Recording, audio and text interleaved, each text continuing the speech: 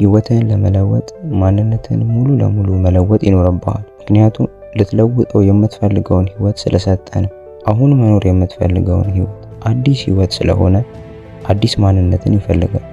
አዲስ ማንነት ደግሞ አዲስ አስተሳሰብን ይፈልጋል።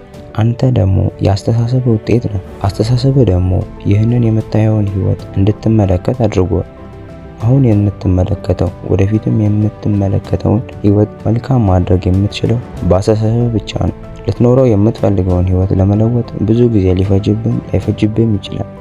የሚወስነው ህይወትን ምን ያህል ልትለውጠው ትፈልጋለህ የሚለው። ህይወትን ለመለወጥ ፍላጎት ካለ አሁኑኑ መለወጥ ይችላል። ማድረግ ያለብህ ነገር ቢኖር አስተሳሰብህን በመለወጥ ተግባሮችህን በሙሉ በፊት ከምታደርጋቸው ነገሮች በተቃራኒ ማድረግ ነው። ህይወትህ የተመሰረተው በአስተሳሰብህና በተግባሮችህ ስለሆነ ህይወትን ከምን ወደ ምን ልታደርገው ነው የምትፈልገው እወቀው። ለዛ ስፍራ የሚሆነውን ያህል አስተሳሰብህንም እንደዛው አድርገው። እያሰብክ ያለኸውና እየተገበርክ ያለኸው ድሮ የምታደርገውን ስለሆነ አሁንም አዲስ ነገር እንድታይ አድርገህ። አዲሱ ህይወት ካንተ የሚፈልገው የአስተሳሰብህንና የተግባር ሁኔታ አለ። ያን ማንነት ተላበስ። ያኔ ህይወትን መቀየር ይጀምራል። አእምሮ በአጥር ውስጥ አጥረህ እንደምትኖር አድርጎ ስላሰበ ነፃነት የሌለው ሰው እንድትሆን አድርጓል።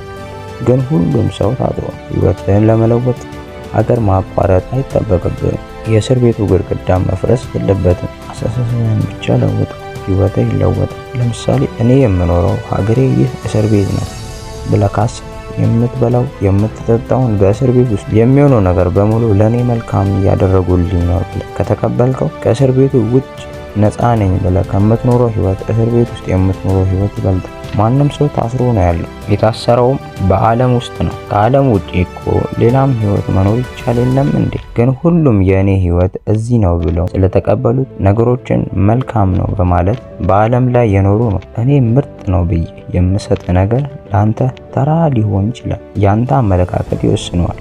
ማንም ሰው ባለበት ቦታ ላይ ሆኖ ህይወቱን ለመለወጥ ነው እየጣረ ያለው። ሀብታሙም፣ ድሃውም፣ ጎበዙም፣ ሰነፉም ሁሉም አንተም። የአንተ አስተሳሰብ ነው እንጂ ያለህበት ህይወት ምርጥ ቢሆንስ?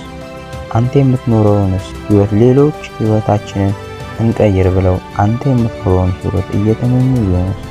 አንተም የምትለውጠው ህይወት ከሆነ ሰው ህይወት የመጣ ምኞት ሊሆን ይችላል። በእርግጠኝነት ልንገርህ፣ አንተ የተመኘኸውን ህይወት የሚኖረው ሰው ህይወቱን ለመለወጥ እየጣረ ነው። ሰላም ያለው መልካም የሆነ ህይወት መኖር ነው አይደል የምትፈልገው? ባለ ነገር እያመሰገንክ መኖር ጀምር። አዎ ህይወት አሁን ካለህበት የበለጠ መለወጥ አለበት። ይህ የማይካድ ነገር ነው። ግን አሁንም ብትለውጠው የለወጥከውን ህይወት ዳግመኛ መለወጥ ትፈልጋለህ። ግን ሰላም ያለው ህይወትን መኖርና ድካም ያልበዛበት ጭንቀት ያልበዛበት ህይወትን ለመኖር አስተሳሰብህን ያንን ሰላም የሚሰጥህን ነገር እያደረግ መሆኑን አስብ። የምትለውጥ ህይወት ካለበት ጭንቀት ለመውጣት አይደል? መልካም። ግን ትክክለኛ ህይወት ነው የምለው ካለህበት ህይወት ባለህበት ቦታ ሆነ አስተሳሰብህን መለወጥ ትልቅ ስኬት ይመስለኛል። ስላዳመጣችሁኝ አመሰግናለሁ።